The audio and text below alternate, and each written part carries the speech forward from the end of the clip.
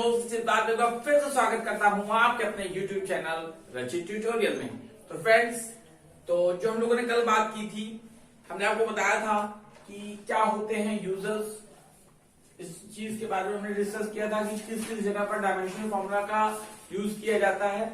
तो उसमें से एक हमने पहला पॉइंट कल बताया था, conversion of unit from one system to another system. और वहां पे मैंने एक क्वेश्चन भी आपको दिया था। हाँ, थोड़ा सा क्वेश्चन में गलती हो गई थी। मैंने वहां पे आपसे ये कह दिया था कि 1 ग्राम 1 केजी पर मीटर क्यूब निकालो, जबकि वो था केजी पर मीटर क्यूब निकालने के लिए। ठीक है, तो जो मैंने आपको होमवर्क दिया था वो थोड़ा सा मैं डिस्कस करूंगा आपके साथ, तो इसके बाद हम लोग आगे देखेंगे। ठीक है, तो I think you are ready. चलिए तो स्टार्ट करते हैं फिर। क्या क्वेश्चन दिया था मैंने दिया था कि डेंसिटी ऑफ वाटर कितनी है। डेंसिटी ऑफ वाटर कितनी दी थी? Density of water, density of water दी थी हमने 1 ग्राम पर सेंटीमीटर क्यूब, ये थी। और इसको हमें कन्वर्ट करना था, किसमें कन्वर्ट करना था? एसआई यूनिट में, जो कि होती है क्या? किलोग्राम पर मीटर क्यूब। ठीक है, तो मैंने आपको बताया था कि क्या करते हैं कि डायमेंशनल फॉर्मूला को जो हम यूज करते हैं वो कन्वर्जन में करते हैं। एक जो यूनिट है उसको दूसरी यूनिट में कैसे कन्वर्ट करते हैं वो डायमेंशनल फॉर्मूला से समझते हैं चीजों को, है ना। तो देखिए, डेंसिटी दी हुई है। ठीक है, तो डेंसिटी का अगर हम डायमेंशनल फॉर्मूला निकालेंगे तो क्या होगा बोलो? डेंसिटी क्या होती है? डेंसिटी इज इक्वल टू होता है मास अपॉन वॉल्यूम, है ना। तो यहां पे आ गया m अपॉन v। v क्या है? वॉल्यूम है। तो जब इसका हम डायमेंशनल फॉर्मूला निकालेंगे तो आ जाता है ml की पावर -3। और मैंने डायमेंशनल फॉर्मूला निकालने के लिए आपको क्या बताया था कि हमने फॉर्मूला बताया था आपको, कौन सा? n1 u1 is equal to n2 u2। यहां तक बात समझ में आती है? कोई दिक्कत नहीं। ठीक है, तो देखिए जो u1 हमने बताया था, u1 पे हम क्या रखते हैं? डायमेंशनल फॉर्मूला रखते हैं। ठीक है, हमें दिया हुआ है ये सीजीएस में। किसमें दिया हुआ भाई? सीजीएस में। और हमें निकालना किसमें है?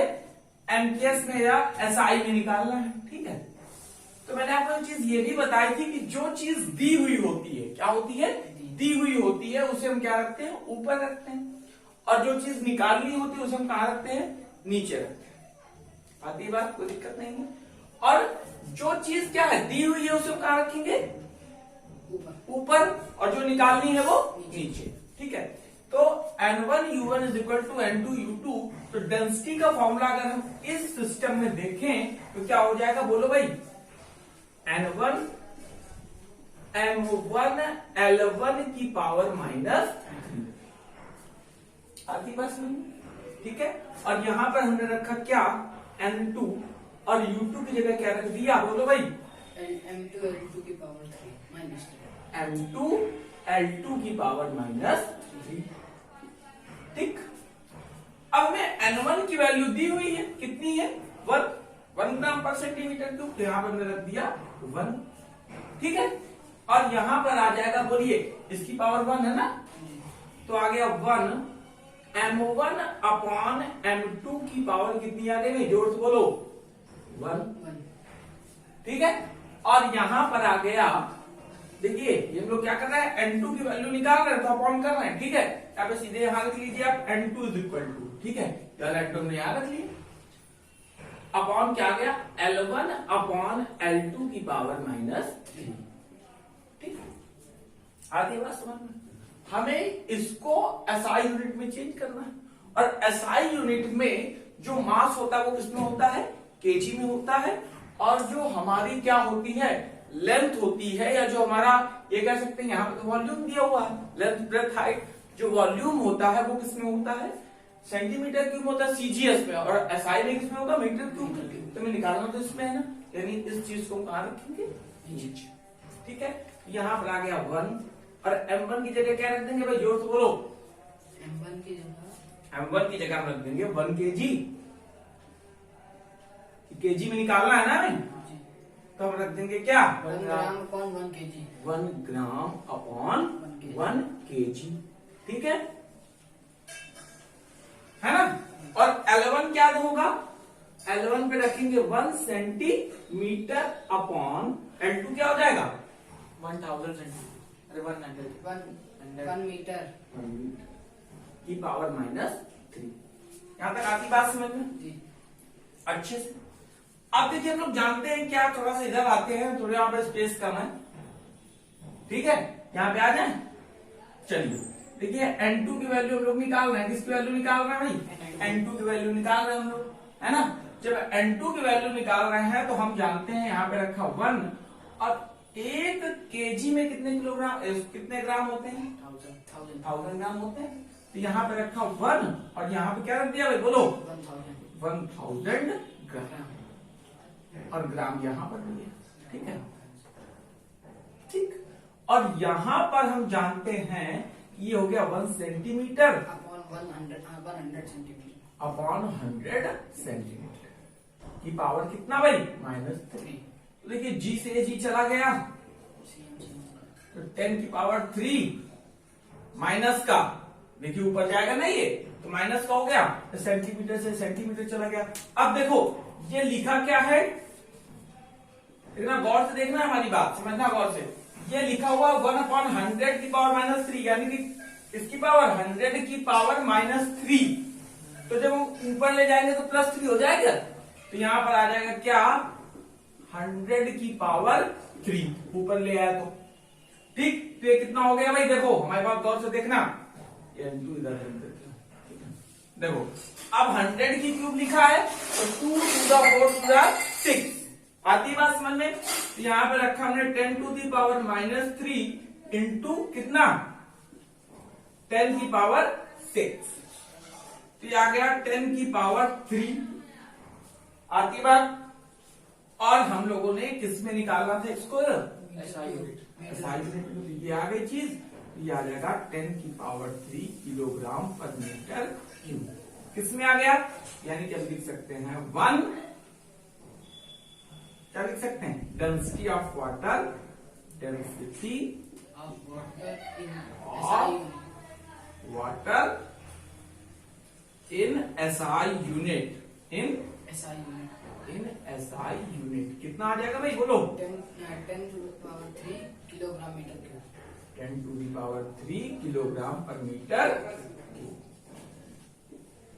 कोई दिक्कत है यहाँ पे, बोलो भाई कोई दिक्कत है, इसको भी ऐसे रखना तो ऐसे रखना, ये 10 की पावर 3 आई, हमने वैल्यू निकाली है, ठीक है, क्योंकि यहाँ से सारे वो कट जाएंगे ना, तो सिर्फ 10 की पावर 3 बचेगा, सारी यूनिट कट जाएंगी, तो ये आ गया आपका सारी यूनिट। तो चीज समझ में आती है, क्लियर है, नोट करना चाहते हैं तो पॉज करके वीडियो को नोट कर लीजिए। चलिए मिटा लें फिर, जी सर। चलिए अगला देख लेते हैं थोड़ा सा।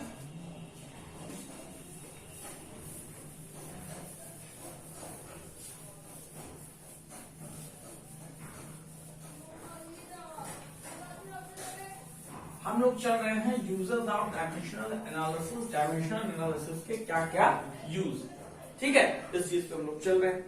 अब हमने क्या करना है, हमें ये चेक करना है, जो दूसरा हमने बताया था यूज, वो दूसरा यूज क्या था, टू चेक, क्या करना था, टू चेक, टू चेक, क्या चेक करना था भाई, to check the dimensional correctness of an equation, dimensional correctness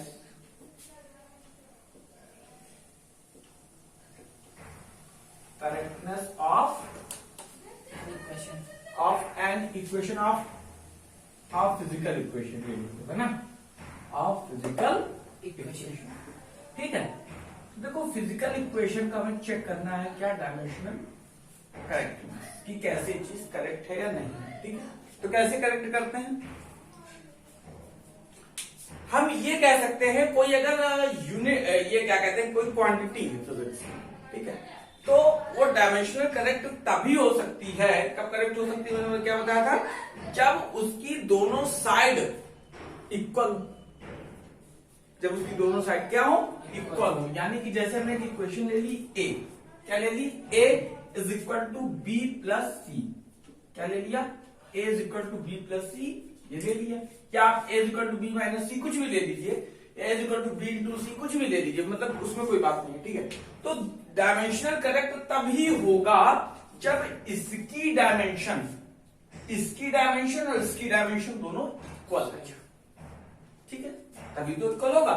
यानी कि डायमेंशनली करेक्ट तब होगा if the dimensional formula of A is equal to dimensional formula of B is equal to dimensional formula of C. आती बात समझ में? तो ये तभी करेक्ट होगा जब हमारा ये कह सकते हैं left hand side right hand side के इक्वल होगा, तभी ये चीज करेक्ट होगी।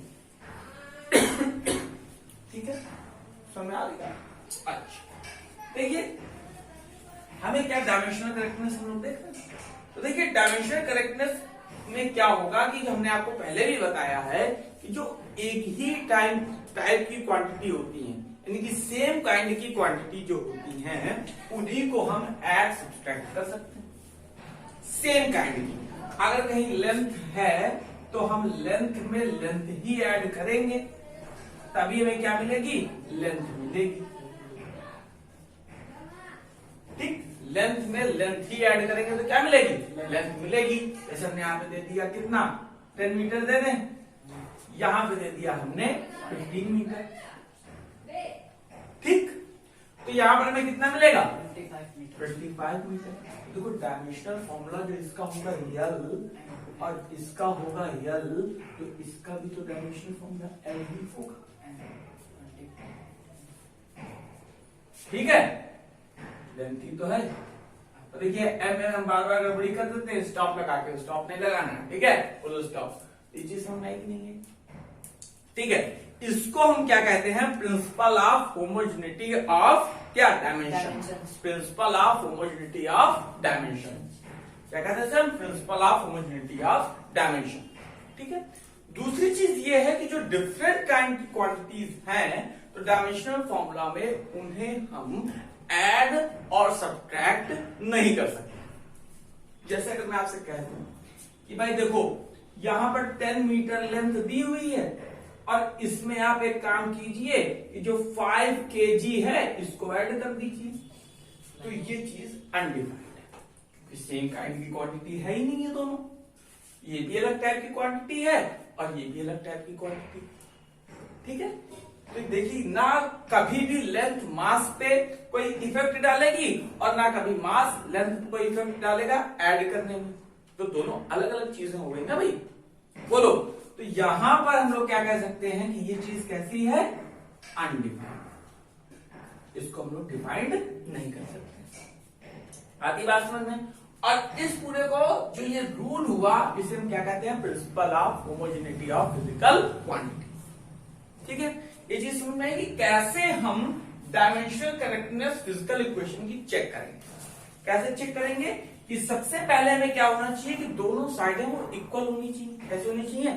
इक्वल होनी चाहिए। ठीक है, अब जैसे ए बी प्लस सी है तो जो ए का डायमेंशन फॉर्मूला है वो बी के डायमेंशन फॉर्मूला से और जो बी का डायमेंशन फॉर्मूला है वो सी के डायमेंशन फॉर्मूला के इक्वल होना चाहिए। आगे बात समझ में? मतलब एल एल एल। हाँ, अगर लेंथ लेंथ है एक ही टाइप की क्वांटिटीज जुड़ेंगे। अगर यहाँ पे हम ले लेते हैं कितना? 10 kg ले लेते हैं, यहाँ पे हम ले लेते हैं 5 kg, तो यहाँ पर कितना आता? 15 kg। तो डायमेंशन फॉर्मूला क्या बनता है? इसका भी बनता है m और इसका भी बनता है m, तो यहाँ पर भी चीज क्या आती भाई? m। ठीक है, यानी कि एक ही टाइप की जो सेम काइंड की क्वांटिटी है उन्हें हम ऐड और सब्ट्रैक्ट कर सकते हैं। आती बात समझ? कोई दिक्कत नहीं। अगर आती है बात समझ में तो एक जो है एग्जाम्पल लिखिए, अच्छे से चीजें और क्लियर हो जाएंगी। बोले लिखिए, check the dimensional formula of v is equal to u plus 80। अगर ये इक्वेशन सही है, ये आपने पढ़ी होगी ना, फर्स्ट इक्वेशन होती है किसकी? मोशन की फर्स्ट इक्वेशन पढ़ी है ना भाई, 9th में पढ़ा होगा। v is equal to u plus 80। v is equal to u plus 80। ठीक है, बात समझ में आती है? बोलिए भाई, v is equal to u plus 80।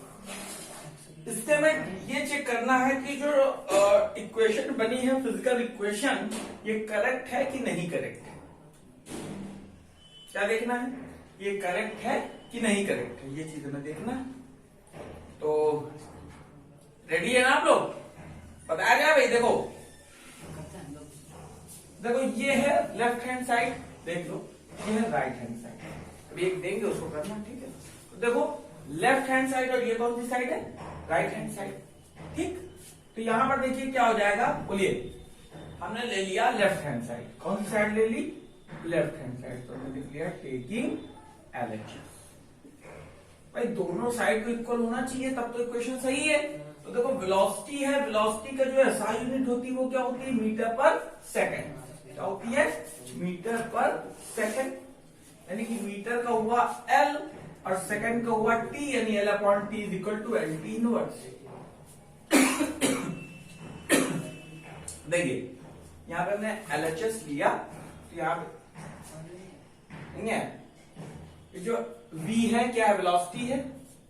Velocity का जो SI यूनिट होती है वो क्या होती है, मीटर पर सेकंड। अच्छा लेंथ टाइम हाँ की पावर, हाँ समझ गया। LT inverse. अब हम ले लेते हैं टेकिंग RHS। तो देखो किसी भी सिचुएशन में अगर LHS RHS के इक्वल आ जाए, if LHS is equal to RHS आ जाए, तो हमारी ये इक्वेशन जो होगी वो करेक्ट हो जाएगी, ठीक है। डायमेंशन मैं कहती है इक्वेशन बनी है तो फिर डायमेंशन इसको करेक्ट होना भी जरूरी है ना। तो देख लीजिए टेकिंग हमने क्या ले लिया, RHS ले लिया। क्या ले लिया भाई, RHS ले लिया, ठीक है। तो चलो भाई देखो ये क्या है, ये इनिशियल वेलोसिटी है, ये तो वेलोसिटी है, जिसको भी हम किस में मेजर करते हैं, मीटर पर सेकंड पे। तो इसका भी क्या आ जाएगा, डायमेंशनल फॉर्मूला LT की पावर माइनस, ठीक है, प्लस ये है एक्सेलरेशन। मैंने आपको पहले ये चीज ये बताई है कि हमें डायमेंशनल फॉर्मूला आने में सबसे ज्यादा जरूरी है कि हमें उस चीज की यूनिट पता हो और उसका फॉर्मूला पता हो। यूनिट पता हो SI यूनिट तो भी आसान है चीजें, है ना। तो A क्या होता है, एक्सेलरेशन, और एक्सेलरेशन की जो यूनिट होती है वो क्या होती है भाई, बोलो, मीटर पर सेकंड स्क्वायर, ठीक। तो ये क्या बन जाता है भाई, बोलो, LT की power -2। Sir add plus equal, रुक जाओ, ठीक है, LT की पावर माइनस, ठीक, U+AT है ना, और T की जगह पर क्या आ जाएगा, बोलो, T की जगह T, T की जगह T आ जाएगा। टाइम, तो करेक्ट है कि नहीं है, करेक्ट है। तो यहाँ पे क्या आ गया भाई, LT की पावर -1, LT की पावर -1, और यहाँ पर क्या आ गया, LT की पावर -1, LT की पावर -1। देखिए हमने बताया था अगर ये A है, ये B है, ये C है, तो जो इसका डायमेंशन फॉर्मूला है वो इसके डायमेंशन फॉर्मूला के और वो इसके डायमेंशन फॉर्मूला के इक्वल होना चाहिए। तो है कि नहीं, तो ये करेक्ट है। आती बात समझ में। तो LHS और RHS कैसे आ गए, सेम। तो अगर इसको ऐड भी करेंगे तो इक्वेशन क्या डायमेंशनल फॉर्मूला तो है, तो वही चीज तो आ जाएगी, LT आ गया, नोट करो।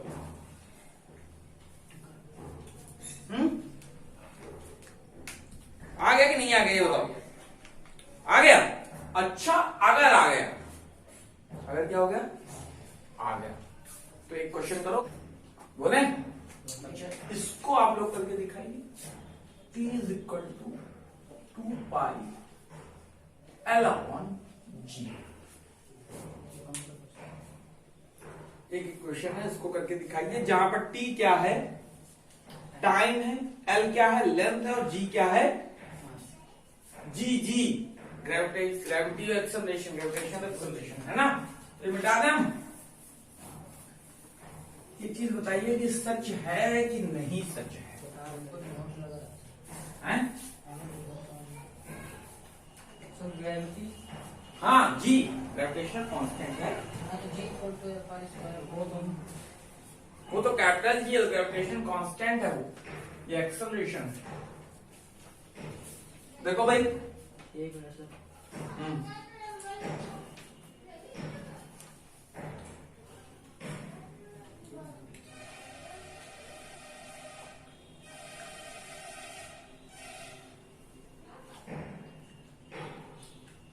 Not equal. नॉट इक्वल है तो क्या हो जाएगा? करेक्ट नहीं है, इसका करेक्ट होता है t is equal to 2 pi root l upon g। ये करेक्ट फॉर्मूला होता है। ठीक है, चलो देख लेते हैं t का क्या आ गया। t आ गया सीधे सीधे 2 पाई डायमेंशनलेस है, l का आ गया ये, और इसका क्या आ जाएगा बोलो? m-1 L3t-1। इसका आ जाता कितना मीटर पर सेकंड स्क्वायर बनता g का। m-1 L3t-2। अच्छा ये हम गलत वाला फॉर्मूला बता रहे थे वाला, ये देखिए इसको चेक करना है ना। करेक्ट फॉर्मूला ये होता है जो हमने लिखा था, चेक तो इसको करना है ना। तो यहाँ पे L का आ गया L, G का क्या आ जाएगा बोलो भाई? G का LT की पावर -2 नहीं है। और क्या M कहां से आ जाता? ग्रेविटेशनल कांस्टेंट है, मीटर पर सेकंड स्क्वायर की यूनिट होती। ठीक है, तो देखो ये L से ये L चला गया तो ये आ रहा है T, और ये आ जाएगा तो हो जाएगा T स्क्वायर। इक्वल नहीं है लेफ्ट हैंड साइड और राइट हैंड साइड, ये फॉर्मूला सही नहीं है। अगर यहां कहीं पे होता अंडर रूट लगा होता तो ये फॉर्मूला सही हो जाता। कैसे? देखो स्क्वायर जाता ऊपर और यहां पर पावर चली रहती पहले से ही 1/2। देखो इधर पावर पहले से ही 1/2 चढ़ी होती, तो ये 2 से 2 चला जाता तो t इज इक्वल टू क्या जाता t। तो जब वो ये फॉर्मूला होता तब चीज सही होता। ठीक है, आगे बात समझ में अच्छे से अगर आ गई तो एक होमवर्क लिख लीजिए, आपको कल दिखाना है करके। ठीक है, और मैं उस होमवर्क को कल यहां पर मैच करा दूंगा। ठीक है, अब तुम्हारे पास 2 इक्वेशन दी है। सेकंड इक्वेशन पढ़ी मोशन नहीं पढ़ी? क्या होती है भाई second equation? S is equal to ut plus half of at square. ये चीज सही है डायमेंशनल करेक्टनेस से कि ये चीज सही है। S is equal to ut minus half of at। ये दोनों प्रूफ करनी है। हाँ ठीक है, तो देख क्या ना बताना है कि ये सही है कि ये सही है, और कल मैं सबसे पहले इस चीज को ठीक है मैच कराऊंगा। ठीक है, तो मैं सोचता हूं कि आज के लिए इतना इनफ है ना। तो जाते जाते करना क्या, अगर अच्छा लगा हो तो लाइक शेयर और सब्सक्राइब आप अपना यूट्यूब चैनल रचित ट्यूटोरियल। ओके फ्रेंड्स, जय हिंद।